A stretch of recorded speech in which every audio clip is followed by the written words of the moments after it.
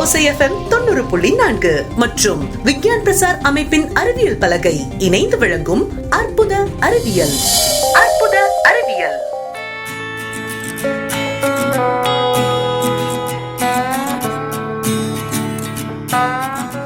நாம வாழ்ற பூமி நமக்கு ரொம்பவே முக்கியம்.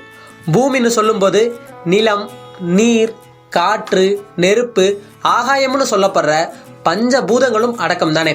நாம இந்த பூமியில வாழ இடம் தர நிலமா இருக்கட்டும், சுவாசிக்க வாய்ப்பு கொடுக்கிற காற்றா இருக்கட்டும், நீ கால் நான் முக்கால்னு நம்ம பூமியில 70% மேல இருக்கக்கூடிய கடலா இருக்கட்டும், கதிர், ஒளி, தீனு வெவ்வேறு பரிணாமங்கள் கொண்ட நெருப்பா இருக்கட்டும், இந்த அகன்ற பெருவெளியில எல்லாமே மாயைன்னு நினைக்க வைக்கிற ஆகாயமா இருக்கட்டும், இது எல்லாத்துக்கு பின்னாடியுமே அறிவியல் இருக்கு. மனுஷங்களை எடுத்துக்கிட்டா எலும்பு, இரத்த அணுக்கள், சதை, செல்கள், உள்ளுறுப்புகள்னு எல்லாம் சேர்ந்தது தான் நம்ம உடம்பு. இந்த உடம்போட இயக்கத்துக்கு பின்னாடியும் அறிவியல் இருக்கு. இப்படி நம்ம வாழ்க்கையில நாம தினசரி சந்திக்கக்கூடிய விஷயங்களுக்கு பின்னாடி இருக்கிற அறிவியலை தெரிஞ்சுக்கத்தான் இந்த நிகழ்ச்சி. இந்த நிகழ்ச்சியை கேட்டு தெரிஞ்சுக்கிட்டு அறிவியல் மேல ஒரு காதல் வந்து வாழ்க்கையில என்ன சவால் வந்தாலும் சரி, நான் ஒரு விஞ்ஞானியா ஆகியே தீருவேன்னு ஒரு பையனோ ஒரு பொண்ணோ நினைச்சா அது இந்த நிகழ்ச்சியோட மிகப்பெரிய வெற்றி. நம்ம இந்திய அரசாங்கத்தோட அறிவியல் மற்றும் தொழில்நுட்பத்துறையின் விக்யான் பிரசார் மூலமா நம்ம தமிழக மக்களுக்கு அறிவியல் சார்ந்த அறிவை ஊக்குவிக்க தமிழ்நாடு அறிவியல் தொழில்நுட்ப மையத்தோட சேர்ந்து எடுக்கக்கூடிய முயற்சி தான் அறிவியல் பலகை. இப்படிப்பட்ட அறிவியல் பலகையோட நம்ம கடலோசை FM 90.4 சமுதாய வானொலி இணைஞ்சு வழங்கக்கூடிய நிகழ்ச்சி தான் அற்புத அறிவியல். இந்த அற்புத அறிவியல் நிகழ்ச்சியை தொகுத்து தயாரிச்சு வழங்க இருக்கிறது நான் அலெக்ஸ் பாண்டியன். கடல் ஓசை FM 90.4 மற்றும் விக்யான் பிரசார் அமைப்பின் அறிவியல் பலகை இணைந்து வழங்கும் அற்புத அறிவியல். அற்புத அறிவியல். சரி, அது என்ன அற்புத அறிவியல்? அலாவுதீனும் அற்புதம் விளக்கு மாதிரி மாயாஜாலம் நிறைஞ்சதா அப்படின்னா இல்ல. பூமிக்கு மேல கீழே வானம்னு எல்லாத்துலயுமே காரண காரியம் இருக்கு. அது நிரூபிக்கப்பட்டா அது அறிவியல். அட என்னப்பா, அந்த காலத்துல எங்க தாத்தா கடல்ல நின்று எந்த பக்கம் படகு செலுத்தினா பாடு அதிகமாகும்னு சொல்லுவாங்க. எங்க பாட்டி என்ன வலினாலும் 4 மூலிகை பட்டைன்னு அரைச்சு தந்து வலிய சரி பண்ணிடுவாங்க அப்படின்னு சொன்னா, இப்ப இருக்கிற காலத்துல நாம அதெல்லாம் கத்து வச்சிருக்கோமா? இல்ல வழி வழியா நம்ம குழந்தைகளுக்கு சொல்லி தரோமான்னு கேட்டா இல்ல இல்லையா? இந்த மாதிரி நம்ம முன்னோர்கள் பண்ணதெல்லாம் பாரம்பரிய அறிவு. இப்ப விஞ்ஞானிகள் ஆதாரத்தோட கண்டுபிடிக்கிறது அறிவியல். அற்புத அறிவியலோட முதல் பாகத்துல இதைத்தான் பார்க்க போறோம். ஆமா, இந்த அற்புத அறிவியல் நிகழ்ச்சியில 5 பாகம், ஒவ்வொரு பாகத்துக்கும் 5 அத்தியாயம், 5 பாகமும் வெவ்வேறு தலைப்புகள். முதல் பாகம் திரைக்கடல் ஓடி. திரைக்கடல் ஓடின்ற இந்த பாகத்துல நாம முதல்ல காத்த பத்தி தெரிஞ்சுக்க போறோம். கடலுக்கு போறவங்களுக்கு காத்த பத்தி தெரிஞ்சுக்க வாய்ப்பு அதிகம். கடலுக்கே போகாதவங்களுக்கும் கடலுக்கு புதுசா போக ஆரம்பிச்சவங்களுக்கும் நீங்க கேட்க போற விஷயங்களும் புதுசா இருக்கலாம். நம்மளை சுத்தி 4 திசை, 8 திக்கு, 16 கோணங்கள் இருக்கு. கிழக்கு, மேற்கு, தெற்கு மற்றும் வடக்குன்னு 4 திசைகள். இந்த 4 திசையில இருந்தும் வரக்கூடிய காற்றுக்கு வேற வேற பெயர்களும் இருக்காம். கிழக்குக்கு வாடை, மேற்குக்கு கோடை, தெற்குக்கு கச்சான், வடக்குக்கு கரை காற்று. இதே மாதிரி 8 திக்கும் பெயர்கள் இருக்கு, 16 கோணங்களுக்கும் பெயர்கள் இருக்கு. இந்த நிகழ்ச்சி நம்ம பகுதி மக்களின் வாழ்வியலோட கலந்த அறிவியல் சம்பந்தமா இருக்கும். அதுல நான் மட்டும் பேச மாட்டேன், நேயர்களாகிய நீங்களும் பேசுவீங்க. உங்களுக்கு இருக்க சந்தேகங்களை கேட்பீங்க. அந்த கேள்விக்கு சம்பந்தமான விஞ்ஞானிட்ட அதுக்கான அறிவியல் காரணங்களை கேட்டு உங்களுக்கு அதுக்கான பதில சொல்லுவேன். நம்ம நிகழ்ச்சியோட தொடக்கத்துல காற்று பத்தின சில தகவல்களை பாரம்பரிய அறிவின் மூலமா விளக்க இருக்காங்க மீனவர் கேப்டன் ராஜண்ணா. வணக்கம் அண்ணா. வணக்கம், என் பேர் கேப்டன் ராஜ். கிட்டத்தட்ட பார்த்தீங்கன்னா சின்ன வயசுலேருந்தே படிப்பு கிடையாது, படிக்கிறதுக்கு போகவும் கிடையாது. அந்த மாதிரி குடும்ப சூழ்நிலையில் மாட்டிக்கிட்டோம். ரெண்டாவது என்னென்னா, மன்னார் வளைகுடாக்குள்ள பாம்பன் பகுதியில் வர்றதும் மூக்கூர் சைடு போகுது. இப்படி தொழில் பண்ணிக்கிட்டு இருக்கும்போது மன்னார் வளைகுடாவில் உள்ள தீவுகள் எல்லாம் நிறையா பிடிச்சிருக்கோம். அந்த அனுபவபூர்வமான முறைகள் கொஞ்சம் நமக்கு அந்த தங்கி கிடந்தனால தெரியும். ரெண்டாவது பாவோட்டு காலத்தில் தொழில் பண்ண காலங்கள் உண்டு, அப்புறம் இன்ஜின் காலத்துலேயும் தொழில் பார்த்த காலங்கள் உண்டு. சரிண்ணா, நம்மளோட பாரம்பரிய மீனவர்கள் காற்றுக்கு வந்து ஒரு பேர் வச்சுருப்பாங்க. காற்று வந்து ஒரு குறியீடாக ஒரு பேர் வச்சு அழைப்போம். அந்த காற்றோட பெயர்கள்னா என்ன, அது எந்தெந்த மாதங்களில் வீசக்கூடும், அது வந்து நார்மலான நம்மளோட காற்றின் திசைகளுக்கு அது எப்படி பேர் வந்து மாற்றிருக்கு? கட்டாயமாக இப்போ வந்துக்கிட்டு வாடை காலம், கோடை காலம் தான் நம்ம வந்து பெரும்பகுதியாக பேசப்படுற விஷயமா இருக்கும். வாடை, கோடை அதுதான் அதில் இருந்து பிரிவுகள். நம்ம என்ன சொல்லலாம், கச்சான், கொண்டல், கரைக்காத்து, வாடை கரைக்காத்து, கோடை கரைக்காத்து, சோள கரைக்காத்து, இப்படி பிரிவுகள் இருக்கு. அது என்ன பிரிவில் வருதுன்னா 8 திசையும் 16 கோணங்கள் சொல்கிற பிரிவில் வருது. இப்போ நேரு கிழக்க பொழுது கிளம்புறதுல இருந்துச்சுன்னா வாடை காத்து, நேர மேற்கே இருந்து வந்துச்சுன்னா கோடை காத்து, சரியா? நேர் வடக்கே இருந்து வருதுன்னா அது வந்து கரை காத்துன்னு நம்ம பகுதியில் சொல்லுவோம். எல்லா பகுதியிலுமே கரை இருக்குது, அப்படி சொல்லிட முடியாது. அது வந்து கரைக்காத்து காலம், அதாவது கரையை நோக்கி வர்ற காலம் அப்படின்னு சொல்கிறதுனால இந்த பகுதியில் வந்து கரைன்னு இருக்கு. அதை வந்து நம்ம கரைக்காத்துன்னு சொல்லிடுவோம். அது அப்படி இல்லை, வாடையில் திரும்பி வரப்போகும்போது வாடை கரைக்காத்து, அதை கரைக்காத்துன்னு ஷார்ட்டாக சொல்கிறது. கொஞ்சம் திரும்பி வரும்போது அப்புறம் வடக்கு கொஞ்சம் வரும்போது சோள கரைக்காத்து, கொஞ்சம் சோளம்னா கிழக்கு மேற்கு சைடு நகரும்போது சோள கரைக்காத்து, சோள கரைக்காத்துலேருந்து அப்படி போகும்போது கரக்கோடை, கரக்கோடையிலேருந்து கோடை, கோடையிலிருந்து அங்கிட்ட என்னன்னு கேட்டால் சரிவு கச்சான், சரிவு கச்சான்லேருந்து கச்சான், கச்சான்லேருந்து நேரு கச்சான், நேரு கச்சான்லேருந்து கொண்டல், அப்படி தென்புறம் போய் அப்படி தென்புறத்துலேருந்து கொண்டல் எதுனா பொழுதுக்காலுக்கு கொஞ்சம் இப்படி, அதாவது தெற்கையும் இல்லாமல் கிழக்கையும் இல்லாமல் இருந்துச்சுன்னா அதுக்கு பேர் கொண்டல் இருந்து வாடை கொண்டல், வாடை, அந்த வாடை காற்றுல வந்து நின்று இப்படி 16 கோணங்களாக பிரிக்கப்படுற விஷயத்தை அங்கே வந்து முன்னோர்கள் சொல்லப்பட்டிருக்காங்க. அது சில விஷயங்களை நம்ம வந்து இப்படி இருக்குன்னு தான் சொல்லியிருக்கேன். காற்றுகள் பற்றின விளக்கங்களை அண்ணன் சொல்ல காற்றுகள் பற்றி தெரிஞ்சுக்க ஆர்வமும் எனக்கு அதிகமாயிட்டே போகுது. காற்றுகள் பற்றி நமக்காக நிறைய தகவல்களை கொடுத்த கேப்டன் ராஜனனுக்கு நன்றி. அடுத்ததா காற்றுகள் பற்றின என்னுடைய பொதுவான கேள்விகளுக்கு விளக்கங்களை தெரிஞ்சுக்க போகிறோம். சரி, காற்றுகள் பற்றின கேள்விகளுக்கு அறிவியல் பூர்வமாக விளக்கங்கள் தேவைப்படும்ல, அந்த விளக்கங்களை நமக்கு கொடுக்க போகிறது யார் அப்படின்னா, இந்திய வானிலை ஆய்வுத்துறையின் முன்னெச்சரிக்கை வழங்கும் பணியில் 39 ஆண்டு காலம் பணியாற்றிய வானிலை நிபுணர் முனைவர் பாலசுப்ரமணியன் விஞ்ஞானி அவர்கள். நம்ம விஞ்ஞானியிடம் காற்றுகள் பற்றின சில கேள்விகளை கேட்டிருக்கேன். அது என்னென்ன கேள்விகள், அதுக்கு விஞ்ஞானி என்னென்ன விளக்கம் தராங்க அப்படிங்கிறத கேட்கலாமா? வணக்கம் ஐயா. வணக்கம். கடலோசை FM வானொலி நேயர்களுக்கு, என் அருமை மீனவ நண்பர்களுக்கு வணக்கம். இந்த கேள்வி பதில் நிகழ்ச்சியில் அலெக்ஸ் பாண்டியன் அவர்கள் நேரடியாக என்னிடத்திலே சில கேள்விகள் கேட்டிருக்கிறார்கள். அந்த கேள்விகள் தவிர மீனவ நண்பர்கள் சிலர் சில விஷயங்களை சொல்லி அதற்கு விளக்கம் கேட்டிருக்கிறார்கள். முதலில் அலெக்ஸ் பாண்டியன் அவர்கள் கேட்டிருக்கின்ற அந்த கேள்விகளை பார்க்கலாம். நம்ம தமிழ்நாட்டில் வீசக்கூடிய முதன்மையான காற்றுகளின் பெயர்கள், அந்த காற்றுகள் வீசக்கூடிய திசைகள்லாம் என்னென்னு சொல்லுங்க ஐயா. இந்த வானிலை என்பது மாநிலம் அல்லது நாடு என்ற அந்த எல்லைகளுக்கு அப்பாற்பட்டது. கேரளாவிலிருந்து வீசுகின்ற காற்று தமிழ்நாட்டை பாதிக்கக்கூடும். தமிழ்நாட்டின் வழியாக வீசக்கூடிய காற்று கேரள, கர்நாடக மாநிலங்களையும் பாதிக்கக்கூடும். எனவே பொதுவாக காற்று வீசுகின்ற திசை என்றால் காற்று எந்த திசையிலிருந்து வருகிறது என்பதைத்தான் நாங்கள் உங்களுக்கு முன்னெச்சரிக்கை தருகிறோம். எந்த திசைக்கு போகிறது என்பதை பற்றி நாங்கள் முன்னெச்சரிக்கை தருவதில்லை. தமிழ்நாட்டில் மீனவர்களை பாதிக்கக்கூடிய அளவிற்கு 2 வகையான காற்றுகள், அதாவது 2 குறிப்பிட்ட திசையிலிருந்து காற்றுகள் வீசுகின்றன. ஒன்று தென்மேற்கு பருவமழை காலம். இது ஜூன், ஜூலை, ஆகஸ்ட், செப்டம்பர் இந்த 4 மாதங்களில் மேற்கு திசையிலிருந்து அல்லது தென்மேற்கு திசையிலிருந்து அல்லது வடமேற்கு திசையிலிருந்து இந்த 4 மாதங்களில் காற்று வீசும். குறிப்பாக தென் தமிழக கடலோர மாவட்டங்களில், அதாவது நாகப்பட்டினத்திற்கு தெற்கே உள்ள கடலோர மாவட்டங்களில் இந்த காற்றின் தாக்கம் மிக அதிகமாகவே இருக்கும். இந்த காலகட்டத்தில் மேற்கிலிருந்து மணிக்கு சுமார் 45 முதல் 55 கிலோமீட்டர் வரை காற்று வீசக்கூடும். இதற்கு பிறகு அக்டோபர், நவம்பர், டிசம்பர் மாதங்களில் வடகிழக்கு பருவமழை. இந்த காலத்தில் கிழக்கிலிருந்து, வடகிழக்கிலிருந்து அல்லது தென்கிழக்கிலிருந்து காற்று வீசக்கூடும். எப்போதும் கிழக்கு திசை காற்றாகவோ அல்லது வடகிழக்கு திசையிலிருந்து வீசுகின்ற காற்றாகவோ இருக்காது. மாறி மாறித்தான் இருக்கும். இடையில் ஏதேனும் காற்றழுத்த தாழ்வு பகுதி, தாழ்வு மண்டலம், புயல் இதையெல்லாம் ஏற்பட்டால் கடற்கரையில் எந்த பகுதியை நோக்கி வருகிறதோ அதற்கு தகுந்தாற்போல் காற்று எல்லா திசையிலும் மாறி அடிக்கக்கூடும். அதனால் தமிழ்நாட்டில் ஒரு குறிப்பிட்ட வகையான காற்று தான் ஆண்டு முழுவதும் வீசுகிறது என்று நம்ம சொல்ல முடியாது. இந்த திசைகள் என்ன அப்படின்னு சொன்னாக்க, வடக்கு, கிழக்கு, தெற்கு, மேற்கு, இதுமாரி 4 திசைகளை நாங்கள் அதற்கு குறிப்பிட்டிருக்கிறோம். ஸோ இதுதான் அவர் கேட்ட முதல் கேள்விக்கான பதில். இப்பெல்லாம் அடிக்கடி காற்று அழுத்த தாழ்வு மண்டலம் ஏற்படுது, அதற்கான காரணம் என்னன்னு சொல்லுங்க ஐயா. அண்ணா, இது அடிக்கடியெல்லாம் ஏற்படுறது இல்லைங்க.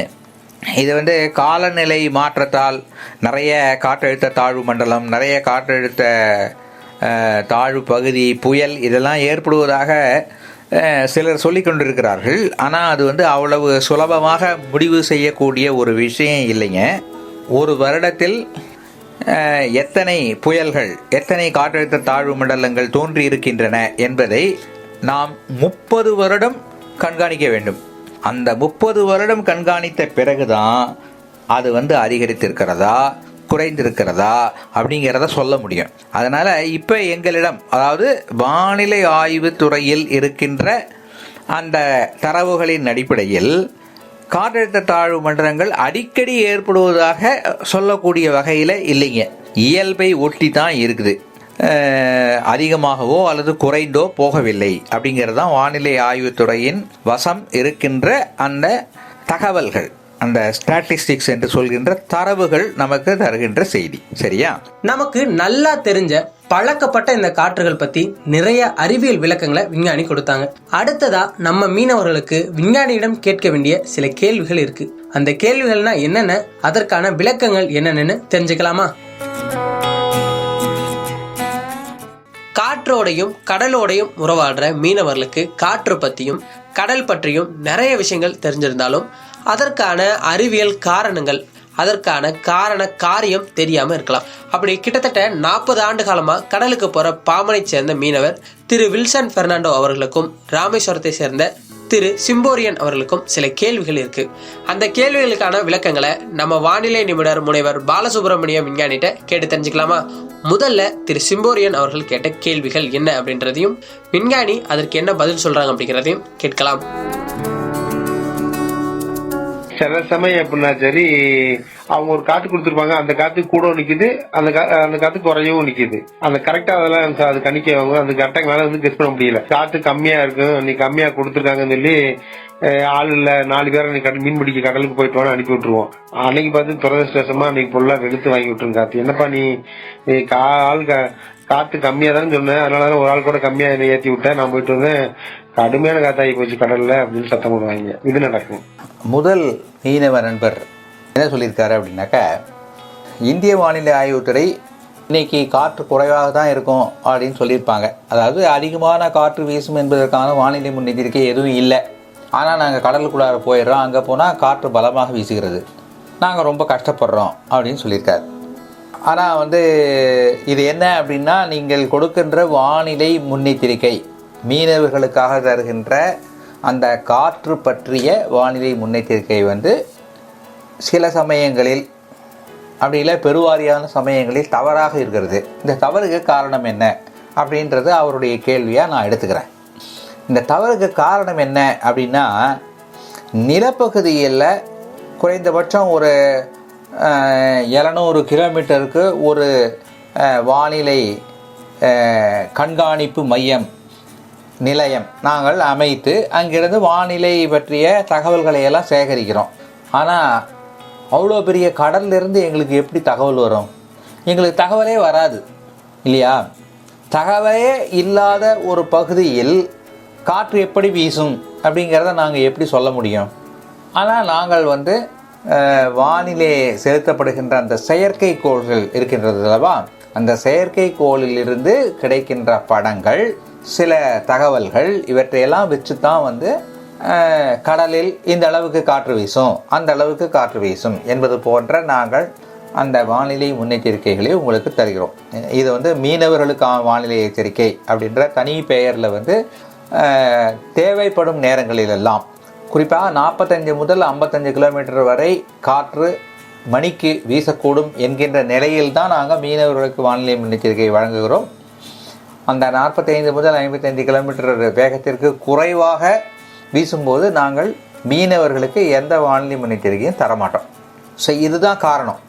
இந்த தகவல் எங்களுக்கு எப்படியாவது, இப்போ நீங்கள் சொல்கிறீங்க இல்லையா, நான் கடல் மேல் போனோம், காற்று குறைவாக இருக்குன்னு சொல்லியிருந்தாங்க, ஆனால் கடலுக்குள்ளார் போனோம், கடலில் காற்று அதிகமாக வீசியது அப்படின்னு சொல்கிறீங்க இல்லையா, இந்த தகவல் எங்களுக்கு எப்படியாவது வந்தால் தானே நாங்கள் சொல்ல முடியும்.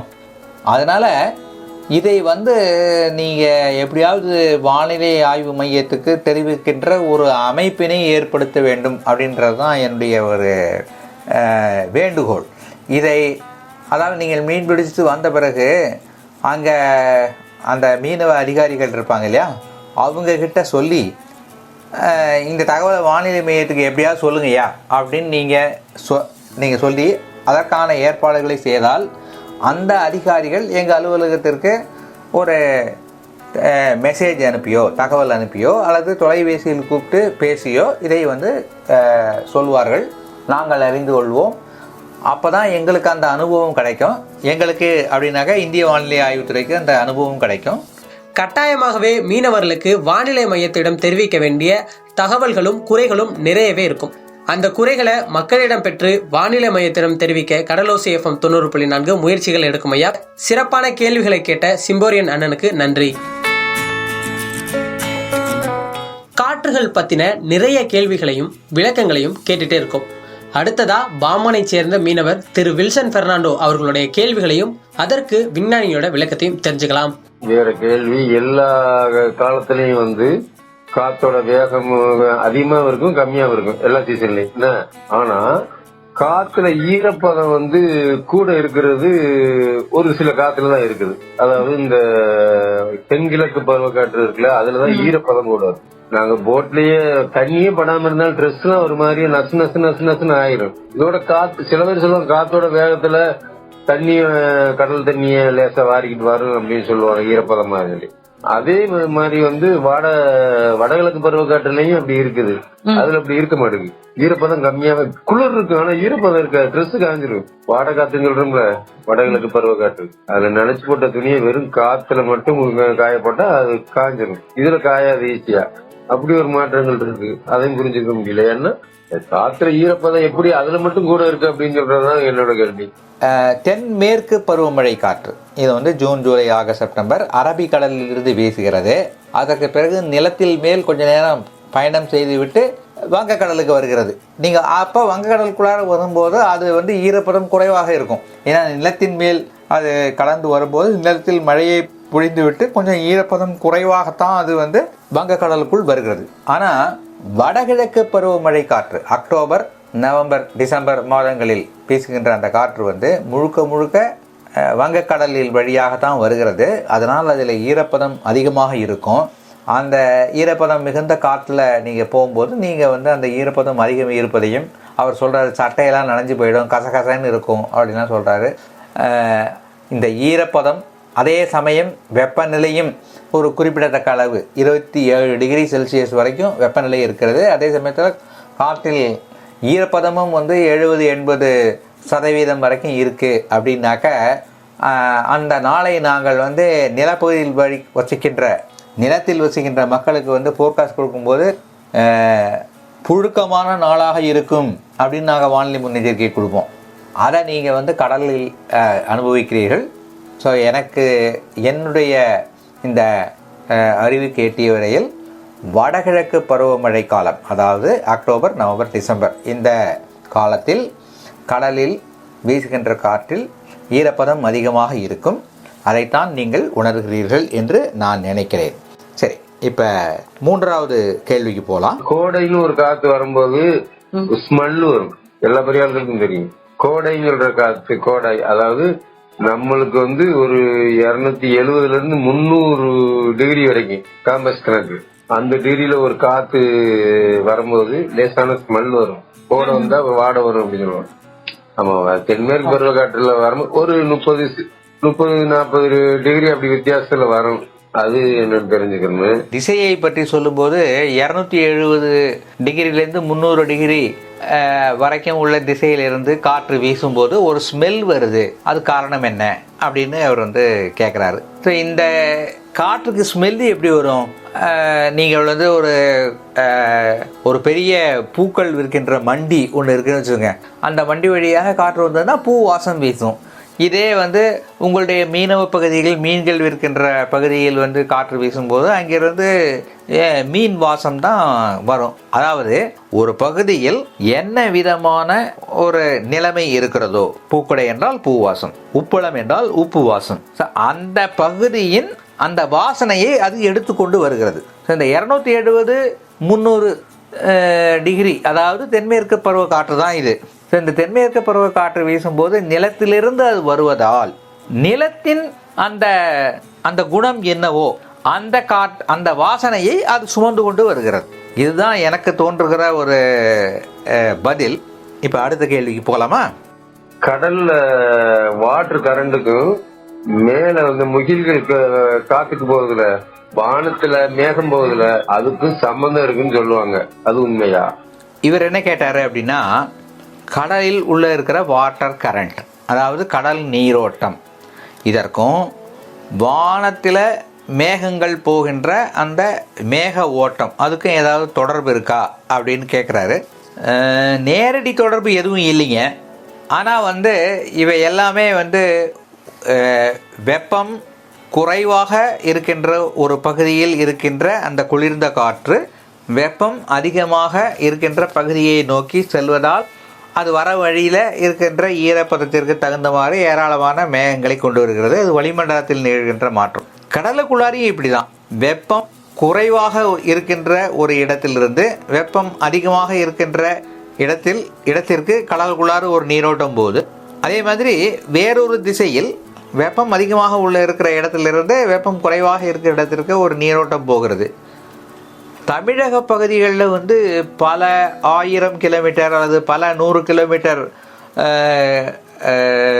தூரத்திற்கு செல்கின்ற நீரோட்டமெல்லாம் இருப்பதாக இருக்கலாம். ஆனால் அது ரொம்ப பெருசாக தெரியறதில்ல. ஆனால் ஆப்பிரிக்காவின் மேற்கு பகுதியில் பூமத்திய ரேகையிலிருந்து இங்கிலாந்தை நோக்கி ஒரு நீரோட்டம் போகுது. இந்த ஆப்பிரிக்க பகுதியில் அது வெப்பம் அதிகமாக இருக்கும், இங்கிலாந்து பகுதியில் அது வெப்பம் குறைவாக இருக்கும். அதனால் இந்த நீரோட்டத்தால் அந்த கடலோர பகுதிகள், இங்கிலாந்தில் இருக்க கடலோர பகுதிகள் குளிர்காலத்தில் கூட கொஞ்சம் கதகதன்னு இருக்கிற மாதிரி இருக்கும். அதே சமயம் அங்கேருந்து குளிர் பகுதியிலேருந்து வெப்ப பகுதிக்கு வருகிறது. இதனால் இந்த வெப்பம் அதிகமாக இருக்கிற பகுதிக்கு குளிர் நீர் வருவதனால இங்கே கொஞ்சம் ஜில்லுன்னு இருக்கும். அதோட மட்டும் இல்லாமல் கடலுக்கு அடியில் இருக்கின்ற சில மீனுக்கு உணவாகக்கூடிய சில பொருட்கள் இந்த நீரோட்டத்தினால் மேலே வருகிறது. இதை உண்பதற்கு மீன்கள் அதிகமாக வருகிறது. இதனால் மீன்களின் எண்ணிக்கையும் இந்த கடல் நீரோட்டத்தால் சில சமயங்களில் அதிகரிக்கிறதுக்கு வாய்ப்பு இருக்குது. மற்றபடி கடல் நீரோட்டத்துக்கும் மேகமண்டலத்தின் உள்ள மேகங்களின் ஓட்டத்திற்கும் ஒரு தொடர்பு இருப்பதாக தெரியவில்லை. அடுத்த கேள்வியை பார்க்கலாம். பிப்ரவரி மாசத்துல இருந்து பிப்ரவரி, மார்ச், ஏப்ரல், மே, ஜூன் வரைக்கும் ஒரு டயத்துல, இந்த டைம்னு இல்ல, ஒரு சூறைக்காற்று மாதிரி ஒண்ணு வருது. அதுக்குண்டான காரணத்தை என்னால தெரிஞ்சுக்க முடியல. எப்படின்னா, வடகிழக்கு பருவக்காற்று அது முடிஞ்சு தென்மேற்கு பருவக்காற்று ஸ்டார்ட் பண்ண பிறகு நல்ல காற்று, அந்த சீசன் ரப்னு சொல்லுவோம்ல, அந்த டயத்துல திருப்ப இந்த ஒரு சுழி மாதிரி வடகிழக்கு பருவக்காற்று ஒண்ணு வந்துட்டு போகுது. அதுக்குண்டான காரணம் தெரியுமா இருக்கு. அது நாங்க 30-35 வருஷமா அதை அனுபவம் பார்த்துட்டேன். நான் வந்த பிறகு, அதாவது தென்மேற்கு பருவக்காற்றோட சீசன் டயத்துல வடகிழக்கு பருவக்காற்று ஒரு மணி நேரமோ 2 மணி நேரமோ ஒரு பெரிய போசா வந்துட்டு போயிருது. நிறைய சேதாரம் பண்ணிவிட்டு போயிருது. அதுலதான் 2வது மாசத்துல இருந்து கூட வரும். இப்ப 3ஆம் மாசம் இருக்கு, 6 வரைக்கும் டயம் இருக்கு. இவருடைய கேள்வி என்னன்னாக்க, வடகிழக்கு பருவக்காற்று முடிந்து தென்மேற்கு பருவக்காற்று தொடங்குவதற்கு முன்னால உள்ள இந்த இடைப்பட்ட காலத்துல கடல்ல திடீர்னு சூறைக்காற்று ஏற்படுகிறது. இதுக்கு என்ன காரணம்னு எங்களுக்கு தெரியல அப்படின்னு சொல்றாரு.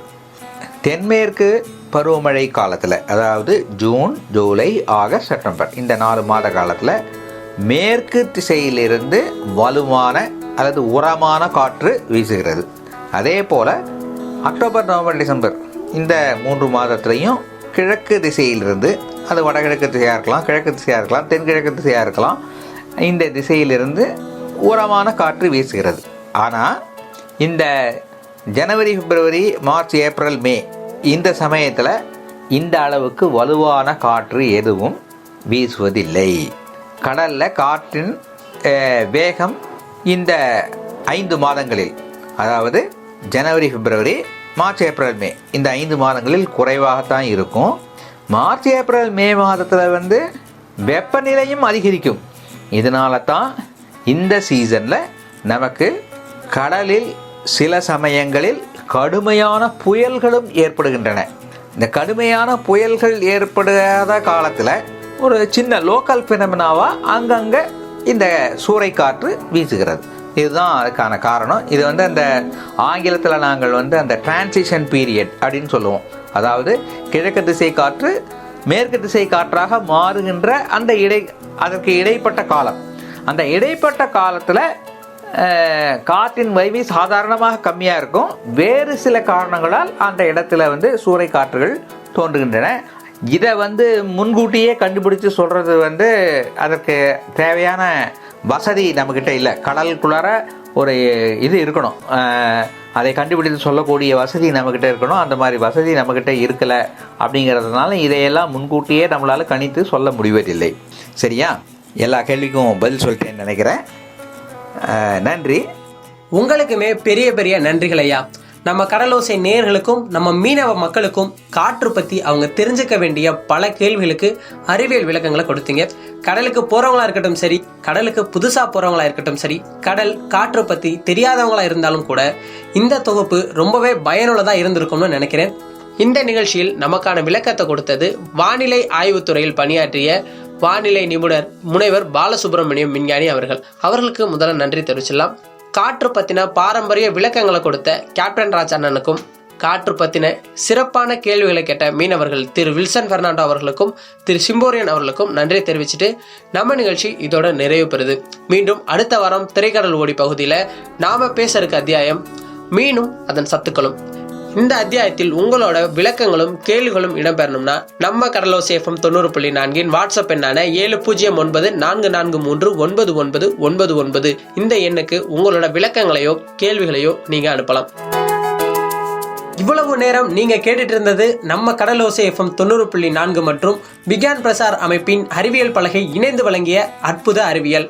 இந்த நிகழ்ச்சியை உங்களுக்காக தொகுத்து வழங்கியது நான் அலெக்ஸ் பாண்டியன். மீண்டும் அடுத்த அத்தியாயத்தில் உங்களை சந்திக்கிறேன். நன்றி, வணக்கம்.